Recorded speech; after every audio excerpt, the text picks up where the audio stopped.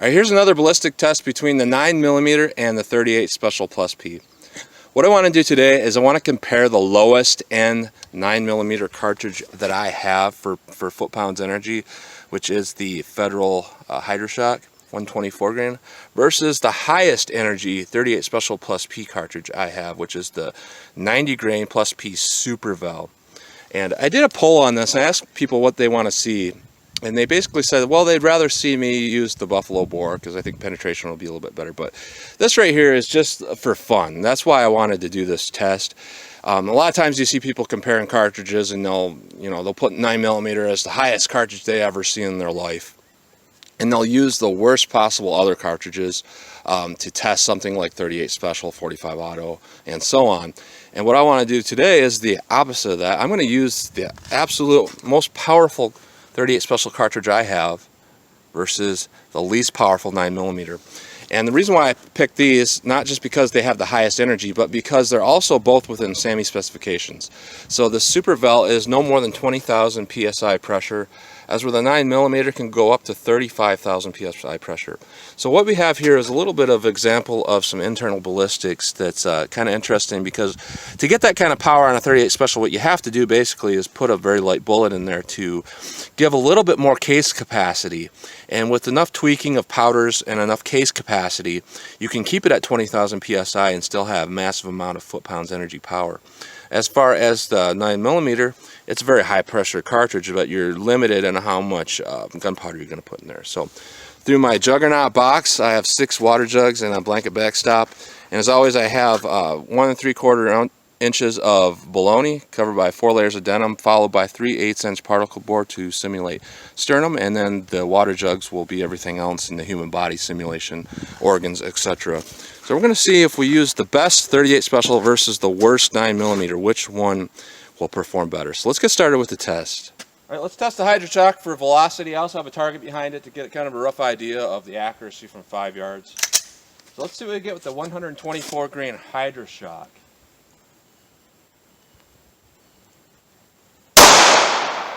1,016, 1,037,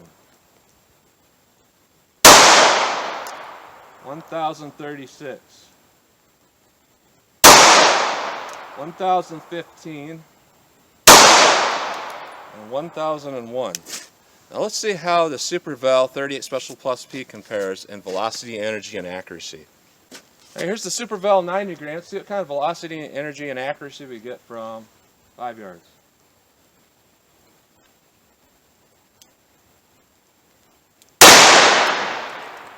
$1,643.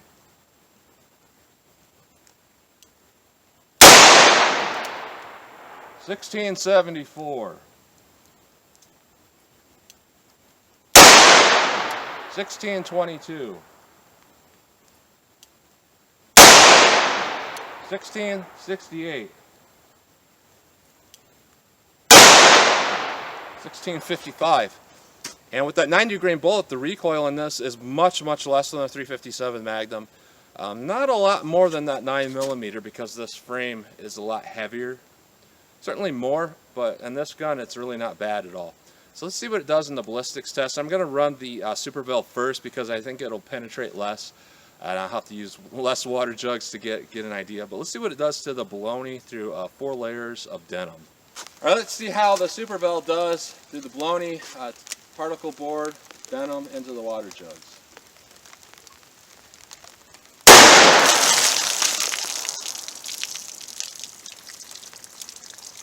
Oh.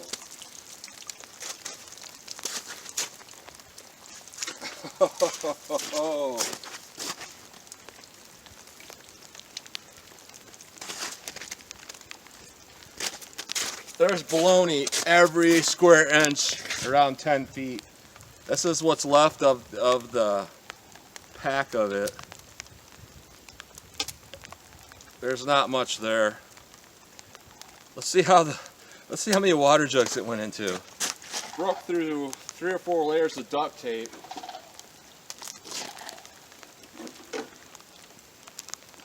The particle board is shattered into many pieces. First jug is destroyed, and I see fragments. Lots of fragments here. I don't know if you can see them here, but there's not much of that bullet left.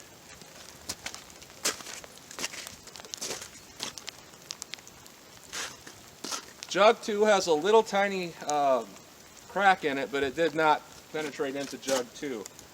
And in here there's a lot of different pieces of bologna in here. So penetration isn't much,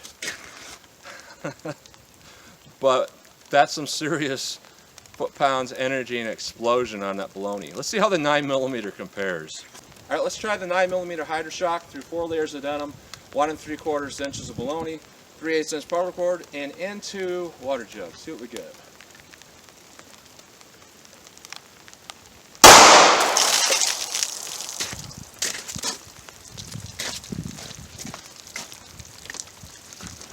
All right, here's the entrance on the bologna, and in the back it looks like we actually have pretty good damage. It looks like it's possible expansion just from what I'm seeing here. The particle board is right here. Here's the entrance, and here's the exit through the back of the particle board. I would say that that probably indicates some sort of expansion. So let's see what we got in the water jugs. All right, it appears that that first jug was frozen partially. I had no idea. So I put up another jug that should not be frozen. We'll hit it one more time, see if we can catch this round.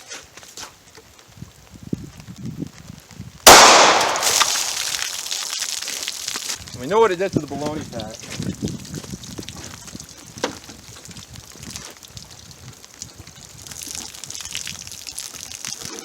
That's jug 1. It looks like we have the bullet in jug 2.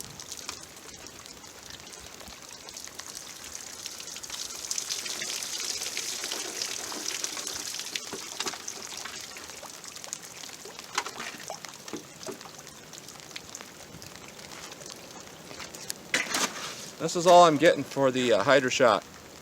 There's a little piece of jacket here, but lost its jacket entirely. Not much lead left. Not much difference in the fragmentation on the bullet as it was to the Superevil. So, in conclusion, is a 38 special cartridge in and of itself a weak cartridge?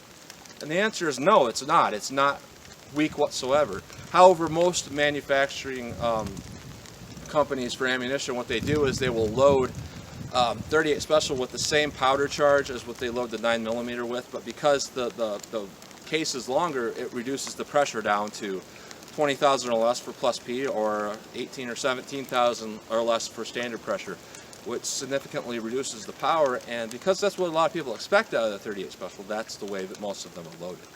However, if they're loaded correctly, like what you saw here, lots of muzzle energy, very effective cartridge. Now, if we had a little bit heavier bullet and we reduced that powder charge a little bit more, we would get probably 100 foot-pounds less energy, but it would penetrate and expand probably more than the 9mm would. So overall, the 38 special is not a bad cartridge at all, by any stretch of the imagination. So that's what you get today. So as always, comment, share, and like, and thanks for watching.